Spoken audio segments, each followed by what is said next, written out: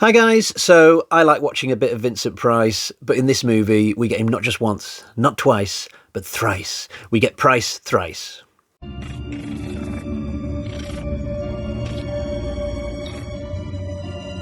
So this was directed by Roger Corman and obviously stars Vincent Price. It's a horror anthology film featuring three tales that originally came from the pen of Edgar Allan Poe. Now, I didn't realise it at the time I was watching this, but it turns out that I've already seen a film which attempted to adapt two of the three stories that you'll see in Tales of Terror. So there was a film that came out around about 1990. It was a collaboration between George Romero and Dario Argento. It was called Two Evil Eyes. And the two stories in that film are Black Cat and the facts in the case of M. Valdemar, not to be confused with Lord Voldemort from Harry Potter or Carlos Valderrama, the Colombian footballer. But both of those stories make up two of the three stories in Tales of Terror. But I'll say it right now, I think this is a much superior movie to Two Evil Eyes for a couple of reasons. Firstly, in Tales of Terror, all the stories are set in the era that Poe would have intended them to be set in, whereas in Two Evil Eyes, I think they tried to put a bit of a contemporary spin on it, and it didn't quite work as well. Also, I think the format that we have here, three stories in the one movie, works a lot better than what Two Evil Eyes did and had two stories stretched out somewhat. Plus, if you want a third thing, Two Evil Eyes is set in the slightly weaker second half of the Argento career. But we're here to talk about Tales of Terror, and in terms of how I'm going to go about reviewing this film, I'm just going to take each of the three stories in the exact order in which they appear in the movie. So we will start with the one tale that doesn't go on to be in Two Evil Eyes, and that would be a little thing called Morella. This is about a terminally ill young woman who decides she must make up with her father before she dies. So she goes to stay with him at his fancy castle by the sea because, of course, Vincent Price can't just live in a tenement block in the middle of San Diego. That would never do. This place is basically in the sea. The waves are crashing up against the side of it. It's like the seventh hole at Pebble Beach or something. The fog is swirling around the entire building. As this woman arrives by horse and carriage, the mist is so thick you can barely see more than about 5 yards in front of you. It's typical movie set fog, you might say. It plays no part in the story, though. As soon as we go inside the house, I don't think we ever come back out again. This story reminds me a lot of The Fall of the House of Usher, just in terms of its mood and its set. It could almost be the same set. It probably isn't. Once this woman goes inside, though, she sees that the entire building is just covered in cobwebs. All the rooms are really cobwebby. I don't think even in the film Arachnophobia, the cobwebs ever got this bad. It's so OTT. No sane person would ever stay the night in this house looking like this. This woman even goes in the dining room at one point and sees a tarantula scuttling over the dining room table in amongst all the cobweb. It's like, oh, no way on earth. But she stays anyway. Maybe the fact that she's dying makes her think, well, it doesn't matter if I get bit by a spider. She goes upstairs and reacquaints herself with Vincent Price. And I'm sad to say that the story that follows is not that captivating.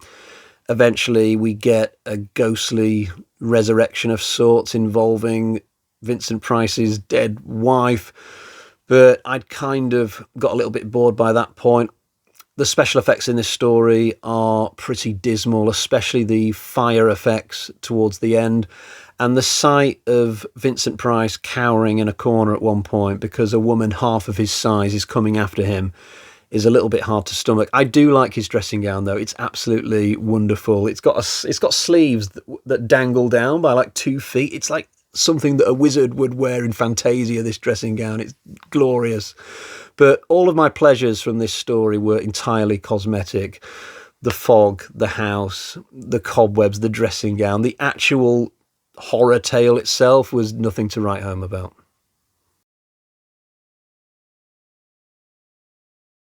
Black Cat is the best story of the collection, just as it would go on to be in Two Evil Eyes, but this version is very different and also better, I would say. So what we've got here is a husband and wife. She is about 30, absolutely gorgeous, but he is about 50 and really overweight, and he just doesn't look like somebody who would match very well with this woman, in all honesty. Plus, he's an absolute arsehole to the nth degree. So we find out that he's not worked for 17 years in the lead up to this story's beginning. He spends every day just begging his wife for money so he can go to the pub and get drunk. So presumably she has a job that sort of props them up as a couple, but she's just under constant pressure to give her money to him so he can go and spend it in a bar somewhere. Absolute arsehole. We follow him on a night out, but he runs out of money at one point, and thus we see him in the street, literally going from one guy to the next, begging for change so he can just go back into the pub and get another drink. Absolutely pathetic. He stumbles across this wine tasting meeting, and he blags his way in, and this is when we meet the Vincent Price character. And so Vincent Price's character and our main character, whose name I can't remember, I'm just going to call him Fatso for the rest of this video. So Price and Fatso get into this drinking contest. It's not to see who can drink the most. It's a test of knowledge. So they each test various wines, and then they've got to say what the wine is, etc., etc. It feels a lot like that scene from Raiders of the Lost Ark where Indy's girlfriend tries to drink that Nepalese guy under the table and succeeds. A little bit like that in feel. But this scene here in Black Cat is highly comedic. I absolutely loved it. The way that Price tastes wine is so good. So he'll put some in his mouth, and then it'll be like,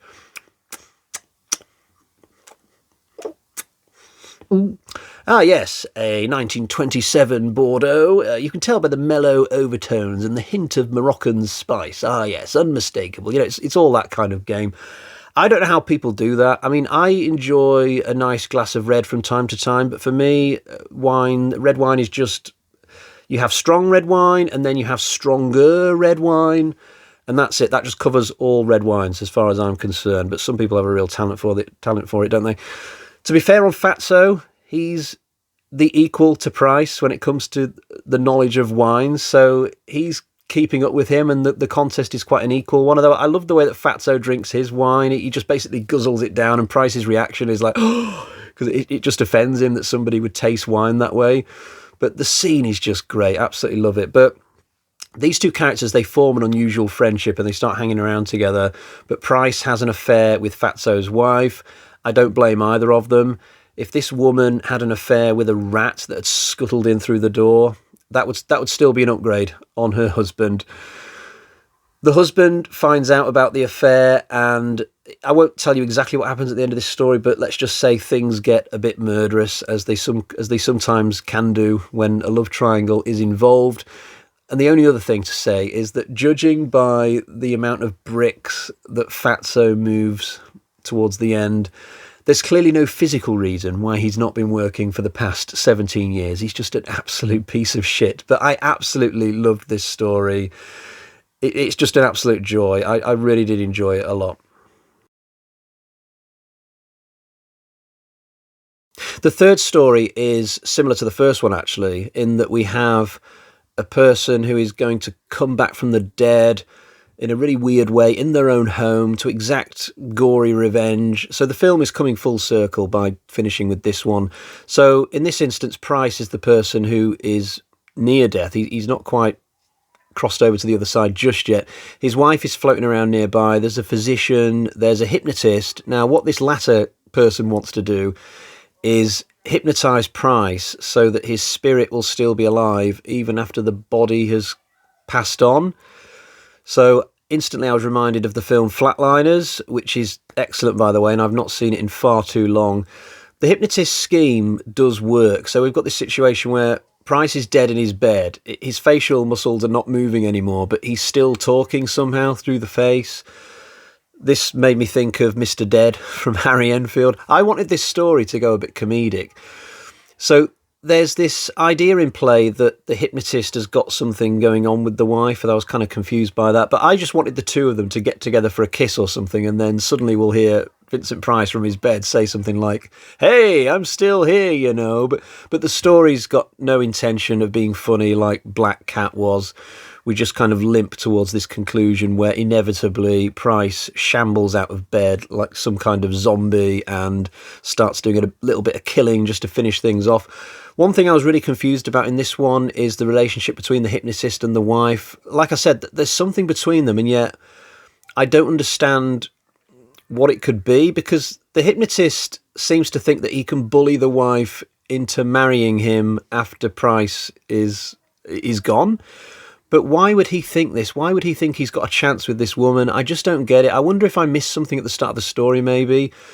Maybe after Black Cat had finished, I was still processing that story for a couple of minutes, and therefore I wasn't fully concentrating on the next one. That can happen to me sometimes during horror anthologies, but I don't know, it's just weird. I just don't get what the deal is with this hypnotist and why he suddenly starts acting like the big man when Vincent Price has passed on. But whatever, the story isn't very good, to be honest. I would say that this is actually the worst of the three, and even the first story in this collection wasn't that good. So basically, it's Black Cat just propping up the entire film.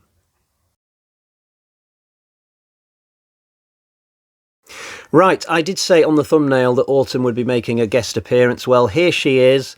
She's just recently passed 1, so say hello, Autumn. Did you enjoy Tales of Terror? Oh, you did? That's wonderful. Right, bye, Autumn. I've got to do the wrap-up score.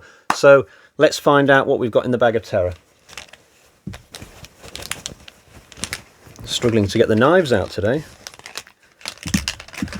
Right, we've got 1, 2, 3 Michael Myers carving knives out of 5. I did enjoy this film. I remember when the credits came down, I remember thinking, okay, that was pretty decent. It's only been on further reflection and some careful analysis that I realised I actually only really enjoyed one of the 3 stories, but it was the longest story in the film, and just for that one, I would say that my experience with Tales of Terror was largely positive. Right, I'll leave it there for today. It's been a while since I was able to add a Vincent Price film to my Vincent Price playlist, so it's nice to get that particular list moving again. I've noticed that Amazon have added some Price movies to their lists recently, so maybe I'll do a few more Vincent Price movies soon. But other than that, I'll just say, if you haven't added me to X, please do so. I do post on there pretty regularly, and I'll catch you all again next time. Bye bye.